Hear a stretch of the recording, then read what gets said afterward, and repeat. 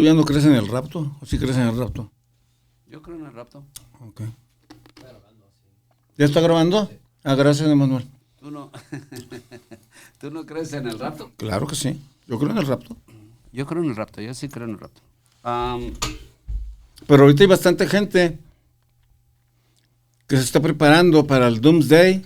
¿Sí sabes qué es el Doomsday, verdad? El día final. Sí. Hay gente que se está preparando. Yo el otro día estuve en Heber y entré en una casa y tenían un cuarto más grande que el estudio. Literalmente como el doble del estudio. Era un cuarto frío lleno de víveres. Y me imagino que por ahí en otro cuarto ese tipo de haber tenido armas guardadas. Se están preparando para el fin del mundo. Ellos creen que el fin del mundo nos va a tocar a nosotros. ¿En esta generación? Vamos a plantearlo de esta manera. Como iglesia, nosotros vamos a estar en los últimos días y vamos a estar en el... O sea, la semana 70 de Daniel para mucha de esta gente, nosotros como iglesia vamos a estar en medio de eso. ¿En esta generación? Pues, si están guardando las cosas ahorita, yo creo que lo están esperando en corto. Nosotros estamos viendo que Cristo viene pronto desde que nos convertimos. Es que Cristo siempre ha venido pronto. O sea, para los apóstoles, para todos ellos, Jesucristo les dijo, yo vengo pronto. Entonces, De hecho, Pablo y Pedro pensaban que venían corto. ellos lo esperaban. Los padres apostólicos lo esperaban. Literal. Literalmente. El tiempo de los monjes, el tiempo de todo eso, se esperaba que Cristo viniera pronto. Entonces, se supone que estamos más cerca, ¿no? Porque estamos 2026. Cada día que pasa. Estamos más cerca. Pero yo creo que esto siempre se ha vivido, siempre ha sido parte de la humanidad. El mundo se va a acabar y se ha pensado. Ahora, hay armas más poderosas, hay cuestiones que te dicen se va a acabar porque pues ya estamos tan avanzados que se va a acabar y que ya sabemos que se ha avanzado todo.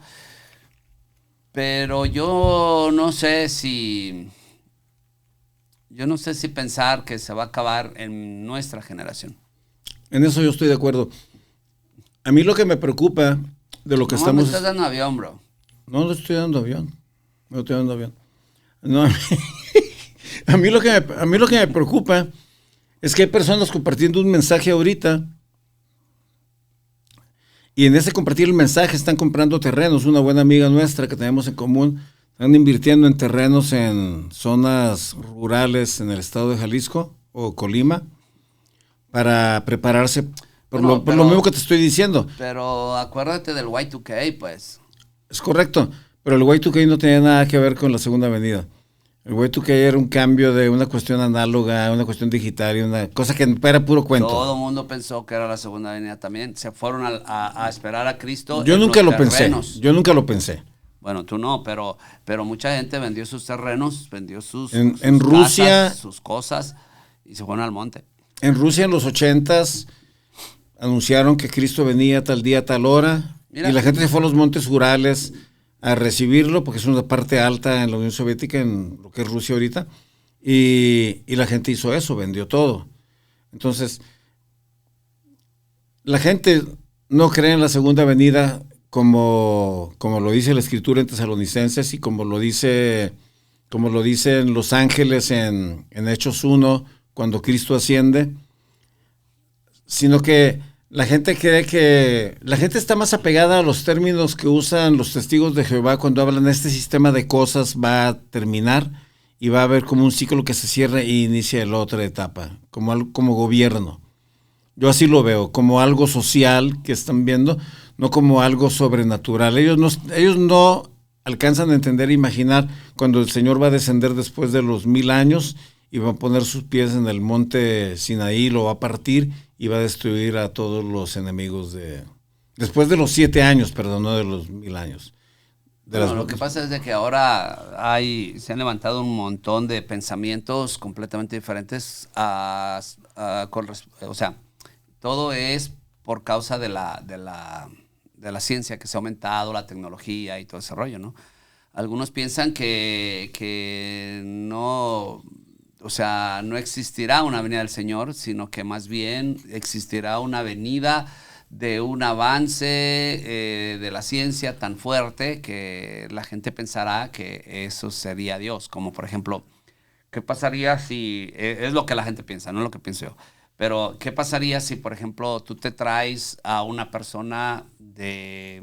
Pero ¿cómo tú sabes qué es lo que la gente piensa? ¿Por qué asumes eso? Di lo que piensas tú, pues la entrevista es contigo. Precisamente por eso ahorita te voy a decir lo que yo pienso, pero A te ver. estoy diciendo lo que la gente piensa para que más o menos, porque tú estás diciendo que ahora no creen, que no creen en eso. En base a lo Entonces, que estamos escuchando. por eso, pero ese es el pensamiento que muchos tienen, lo que te estoy tratando de decir, ¿no? El pensamiento de que si tú, por ejemplo, te traes una persona no sé, el año 1000, lo traes ahora, lo metes a un cuarto, le pones unas pantallas y le haces ver un ángel o lo que sea que le está hablando, ¿qué va a pensar? Pues va a pensar Que es un ángel. que es un ángel, ¿no? Entonces muchos creen que la venida del Señor no va a ser una venida como tal, sino que la ciencia se va a aumentar tanto que va a dar otros conceptos de pensamiento. Yo creo que la venida del Señor va a ser literal. O sea... Fíjate, en eso la Iglesia Católica no se ha perdido ni se ha desviado. Ellos siguen conscientes y constantes en esa ¿En que la venida del Señor es literal? literal. No, es que es literal, pero yo no sé quién se ha perdido. O sea, la mala interpretación tiene que ver con la profecía y los... No, pero con la profecía, porque están interpretando la profecía a su manera, o sea, se han desviado un montón en cuanto a la cuestión escatológica de lo establecido y están sacando en este tiempo nuevas interpretaciones y nuevas revelaciones, como que la palabra griega X, en este caso parucía, o lo que tenga que ver con arpasos, con todo eso, como que hoy están encontrando más sinónimos o más supuestas interpretaciones, porque yo no me atrevo ni a aseverarlo ni a negarlo, porque no me he metido por ahí, pero que nuestros padres, estoy hablando de los padres de la iglesia, de los que interpretaron las versiones que pues, han sido de bendición para todos nosotros, de Lutero y para atrás, estarían tan equivocados. Yo creo que ellos estaban más en contexto de la tradición de aquellos tiempos que nosotros. Pues sí, puede ser, nomás que nosotros tenemos más acceso a más cosas que ellos. Hoy. Hoy tenemos más acceso a pergaminos, hoy tenemos más acceso a Antes esas cosas las original. tenían muy pocas personas Martín disponibles. Lutero tal vez no tenía ese acceso.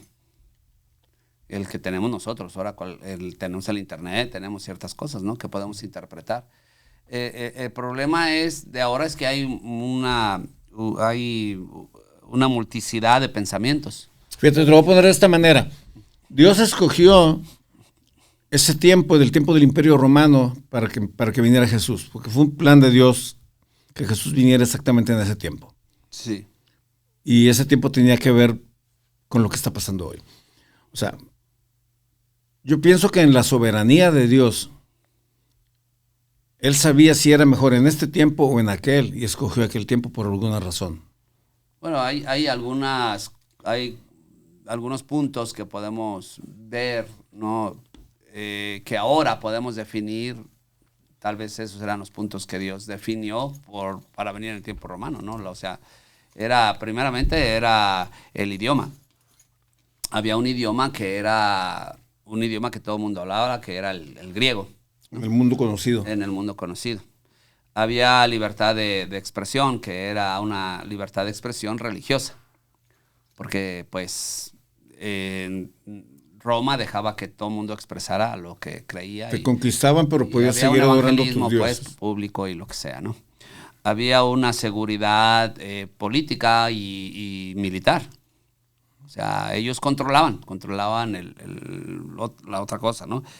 Y había caminos que estaban empedrados. Que ellos los construyeron. Que ellos los construyeron porque todo camino te lleva a Roma. Conquistan una ciudad y hacían un camino hacia Roma para llevar todo, ¿no? Entonces, son puntos que si nosotros vemos, era el momento exacto para que llegara Jesucristo, para que se expandiera el evangelio. ¿Y por qué no ahora? Bueno, yo creo que en aquel tiempo era porque era el inicio de una civilización. Y era el inicio de una civilización que se iba a expandir por todos lados, porque ¿De qué civilización estás hablando? se había helenizado. Sí, ya sé, pero ¿de qué civilización estás hablando? Estamos hablando en el año 0, en el año que nace Cristo. Sí, pero yo... O sea, estamos hablando de 10,000 años de historia del pueblo judío atrás, y han pasado como 5 imperios que han dominado el mundo. O sea, los griegos dominaron el mundo a la capacidad de los romanos y su cultura se expandió. ¿Por qué no escogió a los griegos? ¿Por qué no escoge a los Estados Unidos hoy? Porque al final Dios es eterno. O sea, hace 2,000 años hoy fuera lo mismo para Dios. ¿Estoy correcto o no? Sí. Y aparte, los medios de comunicación, ¿de qué no serían más potentes para evangelizar? Sí, pero todo comienza en ese momento, en ese tiempo. De ahí, tú ves, de la venida de Cristo en adelante, comienza a desarrollarse todo lo que nosotros conocemos. Fíjate dónde te estoy llevando con lo que te estoy diciendo. ¿Por qué? Porque si no todo fue... A lo que yo quiero llegar ahorita es por qué cambiar algo que por 2,000 años ha sido de bendición para el mundo. Porque hoy lo quieren cambiar. Hoy se están levantando teólogos que se están graduando ellos mismos y se están autonombrando profetas del mundo. Tenemos más acceso. Y hoy ellos quieren o distorsionar lo que ya tenemos, o cambiarlo, o negarlo, decir, ¿sabes qué? Se equivocaron los traductores, se equivocaron los profetas y así no era. O sea, ¿por qué Dios escoge eso hace 2,000 años? ¿Por qué no lo hizo hoy? Hubiera sido más fácil. Si lo ves desde la perspectiva de estos sabelotodos que hay ahorita. Bueno, pues sí captas el punto. Sería más fácil para ellos, ¿no? Pero sí captas lo que te quiero decir. Sí. Pues sí. Sí sería. Pero Dios escoge hace 2,000 años por todos esos elementos y factores que tú me estás diciendo ahorita, porque fue el momento perfecto para la humanidad. Porque la humanidad estaba en construcción. Occidente no había sido descubierto. Sí, ahí va a haber un inicio de todo lo que vamos a ver hoy. En ese tiempo. Se iba a expandir el evangelio. Y el evangelio iba a ser predicado por todos lados. Roma era el lugar donde llegaban todos los extranjeros. Todo. Me imagino que era una ciudad multicultural. Pues acuérdate de Hechos, cuando se hablan lenguas, ¿no? Uh-huh. Que todos entendían su idioma, su lenguaje. Uh-huh. Partos, medos, elamitas de Mesopotamia. Egipcios, de todo. Uh-huh. Entonces, qué importante poder entender estas cosas y que el que nos esté escuchando se dé cuenta que no todo lo que escucha hoy como revelación es revelación. Es revelación. Además, ya no hay nueva revelación. A ver, profundiza ahí. La Biblia es la última revelación. Ya no hay una nueva revelación. Ya no existe algo nuevo, ya no existe algo diferente, ya no existe algo... O sea, ya no existe una nueva revelación. Yo pienso, para mí, que Juan 3:16 nunca pasa de moda. Ni el Salmo 23 nunca pasa de moda. Hasta la venida de Cristo, ¿no? Lo que estamos esperando. Es correcto. O sea, porque siempre va a haber alguien que necesite saber o requiere escuchar que Dios lo amó tanto que dio a su Hijo. Porque sigue siendo efectivo, nosotros podemos palparlo con la gente que sigue aceptando el amor de Cristo en sus corazones. Exacto. Y aparte vemos un cambio en ellos. O sea, independientemente si es muy sabio o si es muy ignorante o intelectualmente, la persona, nosotros hemos visto o podemos ver que la persona sigue cambiando a través del amor de Cristo. Exacto. O sea, no tiene nada que ver el nivel de educación. No, ni social, ni económico, ni racial. Nada de eso. El otro día, ¿te acuerdas que el otro día platicábamos de que Dios nos puso a nosotros en esta dimensión y en esta escena de la historia? Porque es donde a nosotros nos toca participar con la gente que está alrededor de nosotros. Y a otros los va a poner alrededor de reyes, a otros los va a poner alrededor de empresarios en círculos sociales, en esferas completamente distintas. Y todos tienen un diseño para ser agentes de cambio en sus generaciones, en esos lugares. Hacer la diferencia donde están. Exacto. Con quién están. Exacto. Es por eso que no necesitamos predicar nada tan rebuscado ni andar queriendo pantallar. Fíjate, una de las cosas que a mí me ha chocado siempre del Evangelio de la Prosperidad y que se pasean enfrente del altar con zapatos Louis Vuitton, de esos que tienen suela roja, que te cuestan como $5,000, presumiéndoselos a gente que apenas tiene para pagar la renta, no tiene dinero. A mí se me hace una barbaridad. Cuando es tan sencillo el Evangelio como predicar que Cristo te ama, que tiene algo mejor para ti. Para ellos no es buena idea que Cristo venga, ¿eh? Les acaba el negocio, ¿no? Y eso no lo dicen, no lo predican. No lo predican mucho. O sea, no lo predican porque ellos tienen su cielo aquí en la tierra. Pues es lo que o sea, han hecho pregonan. Su nido de abundancia aquí en la tierra. Es lo que pregonan. Lo que pregonan. Porque si preparas a la gente... Mira, bro, si tú preparas a la gente, como cuando tú te convertiste y como cuando yo me convertí, que nuestra pasión es... O sea, el afán no es la ciudadanía aquí en la tierra, ni el hacer riquezas en la tierra, y Cristo lo habla eso. Porque esto, por mucho que dure, ¿en cuánto se acaba? ¿En 20, 30 años? ¿Para nosotros? Pues sí. Y después viene lo de para siempre. Después viene lo verdadero, ¿eh? Lo genuino. Pero eso verdadero depende de qué hicimos aquí. Y mucha gente dice que no. Y ahí es donde yo peleo con el calvinismo, porque el calvinismo dice, ya recibiste a Cristo, no te preocupes. Bueno, ya recibiste a Cristo... también ha sido una expresión muy liviana, ¿eh? O sea, no porque... ¿Cómo sé yo que recibió a Cristo? Porque hizo una oración de fe. Porque repitió algo inventado por... ¿Quién fue? ¿El Charles Finney el que lo inventó? Hay que hacer una oración de fe y me los contabilizan. Vamos a llevar una contabilidad de cuántos son creyentes. Él los contaba por pasos. En cada paso contaba cuánta gente cabía y si medía de aquí a acá, decía, bueno, aquí caben 100, pues van a ser 100 o van a ser 200 o van a ser 500. Pero... O sea, contaban por bloques el espacio. Por bloque el espacio. El estadio es de 80,000, el Azteca se convirtieron en 80,000. Sí, pero cuando se hizo lo del llamado al altar, porque tampoco antes se hacía el llamado al altar, pero cuando él hizo el llamado al altar, medía el lugar por pasos, y en cada paso sabía cuánta gente cabía, así que... Y lo multiplicaban. Lo multiplicaban nomás. Dice, bueno, llegó hasta acá, de aquí para allá, son tantos, entonces eran tantos. ¿Y se espiritualizó el altar?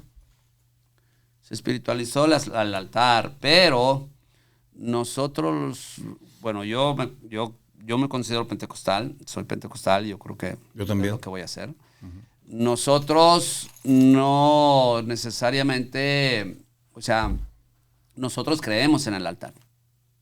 Yo creo en el altar. Entonces no es algo como que nació en él, sino que el altar ha nacido de siempre, para nosotros los pentecostales. El pentecostalismo siempre ha existido, siempre ha estado. No es como que surgimos hace 100 años, o el pentecostalismo surgió desde el inicio de la iglesia, y desde el inicio de la iglesia ha estado presente el pentecostalismo. Lo que pasa es de que el pentecostalismo, o más bien el cristianismo, pues se desaparece o más bien se subsiona con lo que el catolicismo en el año, ¿qué fue? 300, 500, por ahí, después 280, de Cristo. 280. 300 y algo con Constantino. Entonces, ¿qué pasó con el movimiento pentecostal? Bueno, el movimiento pentecostal empezaron a formarse grupos que en su momento se le llamaron los monjes o los monasterios o las cosas, en donde ellos hablaban lenguas. Ellos se apartaron. En donde ellos oraban por enfermos y los enfermos se sanaban. En donde ellos practicaban y se apartaban. ¿Por qué? Porque la tradición comenzó a tener una persecución con ellos porque creían que estaban locos y que practicaban cosas que eran locas, ¿no? Entonces, eso siempre ha existido. Nosotros los pentecostales siempre hemos existido, siempre hemos estado, pero el asunto está en que ya no se surgía como movimiento. Entonces, lo que es Martín Lutero aparece en el año 1500, cuando en el 1500 surge lo que es los luteranos o el movimiento luterano y luego el calvinismo, que Calvino pues empieza a traer la doctrina de no creer en el mover del Espíritu Santo, entonces pues no practican el orar por los enfermos y cuestiones así, en cuestión de milagros, ¿no? ¿Pero qué le pasa a Juan Calvino? ¿Por qué se va por ahí? O sea, Porque ¿cuál es, en dónde él- encuentra la vertiente para irse para allá y darle la espalda al carisma? Recuerda que cada uno de estos reformadores nunca quisieron salir del catolicismo. O sea, Ellos querían cambiar el catolicismo. sí, por eso el catolicismo nos llama protestantes, porque hubo una protesta, ¿no? Entonces, o los hermanos o hermanitos separados, Hermanos que separados, al final sí. somos hermanos, pero separados. Sí, sí, sí. Es como que mi hermano, el que se fue a vivir allá, ya no nos habla, ¿no? Sí, sí, sí. Entonces, nos siguen llamando hermanos, pero Ujú. Separados. Entonces, todo comienza desde ahí, pues él tiene una revelación, un encuentro con Cristo, y de ahí él empieza a estudiar Romanos, en donde está lo de la predestinación y cuestiones así, y comienza a buscar y la indagar justificación por la fe, ¿no? Y a meterse la justificación por la fe, que ese fue Lutero, ¿no? El justo por la fe vivirá.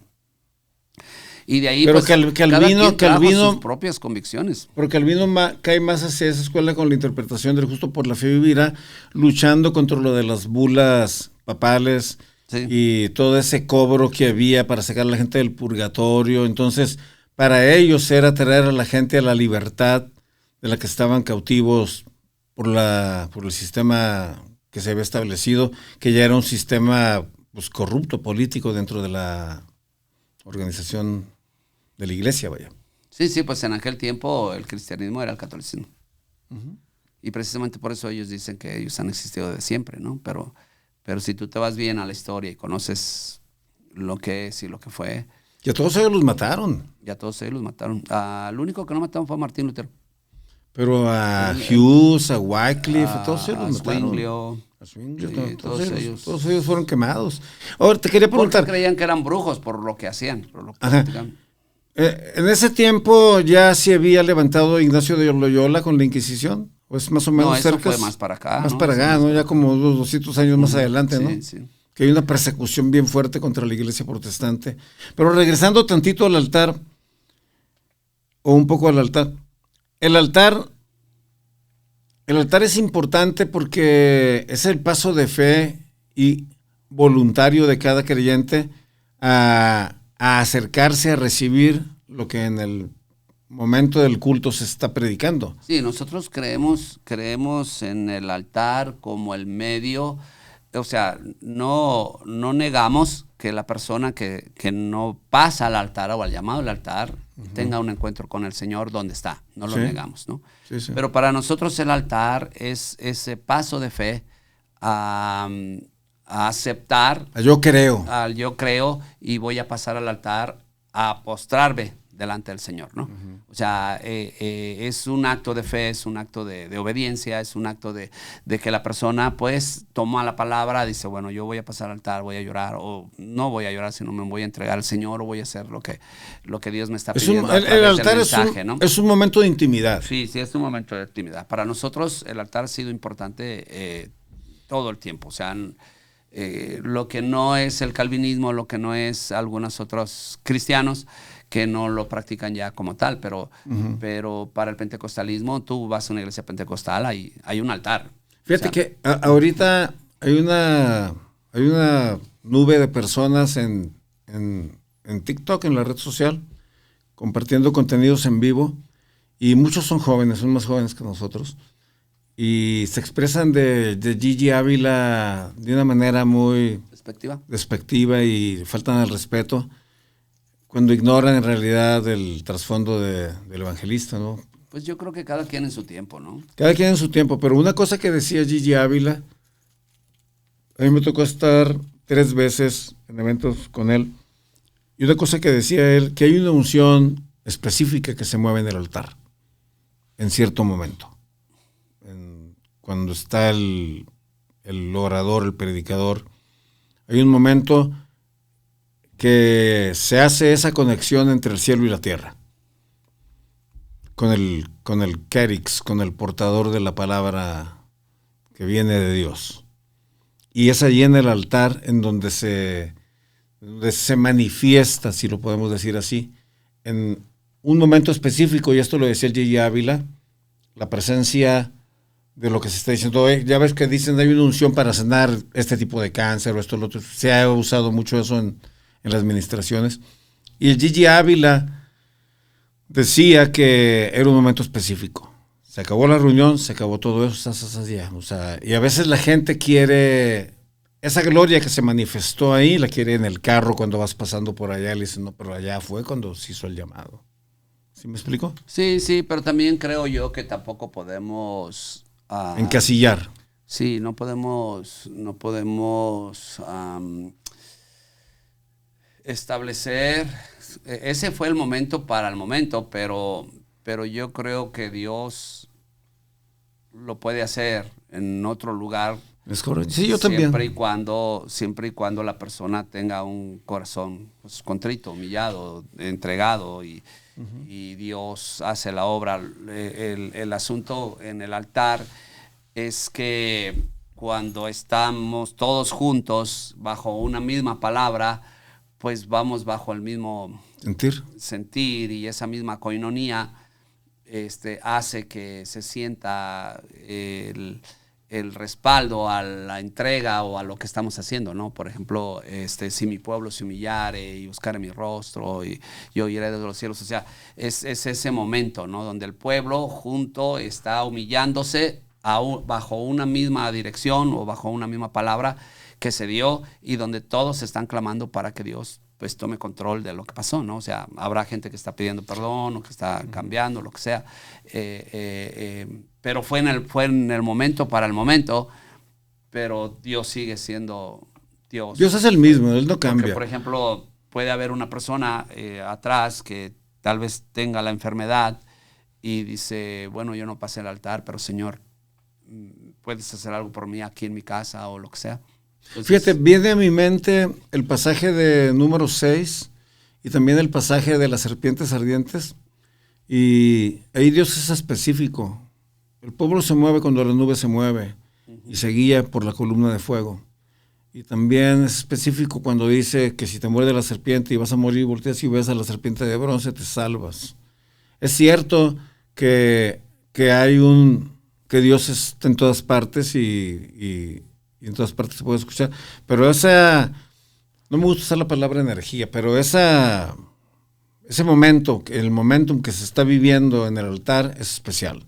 Sí, sí. Ahora, hay gente que aunque esté pasando y esté derramándose esa presencia en el altar y el 99% de la congregación esté conectada, hay un 1% que va a estar cuestionando pues sí, siempre va a haber lo que está pasando. Y el que te está diciendo, no, es que esto que pasó aquí, yo no sé.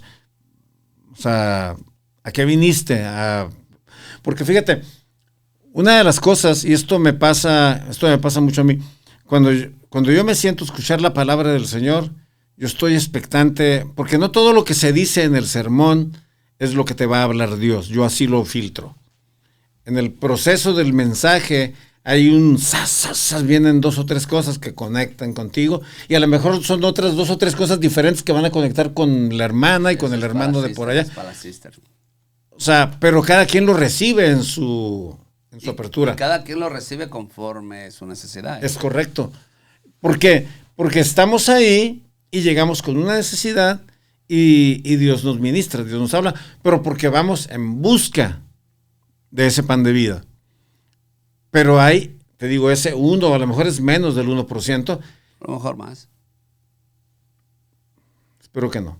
Que va a sentarse con el lente del juicio y buscando a ver quién no levantó las manos, quién no se hincó, quién llegó tarde, quién sí pasó a ofrendar, quién no pasó a ofrendar, qué dijo el pastor, si no se quitó la gorra el pastor para el video y cosas de esas. O sea, va a haber eso. Y no es necesariamente que no esté la presencia, sino que esa persona no se conectó con la presencia. Sí, yo creo que por eso con el momento, es el momento, ¿no? El momento en el que todo el mundo está pues conectado a una palabra que creemos que viene de parte de Dios y es ahí donde viene el toque del Espíritu, ¿no? El mover del Espíritu. Y por sobre todo esto, pues, el pentecostalismo, nosotros creemos que Cristo viene y viene literal. Sí, en dos partes. Bueno, hay diferentes... ¿Tú no crees que viene en dos partes ya? Tipos de pensamiento que dividen también un poquito la iglesia. No, pero te estoy preguntando si tú crees que viene en dos partes. Yo creo en el rapto. Yo creo en el rapto. Y creo en la segunda venida. Yo también creo en la Y segunda la segunda venida no es igual que el rapto. No es Eso igual. Es lo que Primero es el rapto y luego la segunda lo que venida. hasta ahorita creo. Yo también. Bueno, nos despedimos. Gracias. En la próxima le seguimos para decirles qué es lo que va a pasar después de los 1000 años.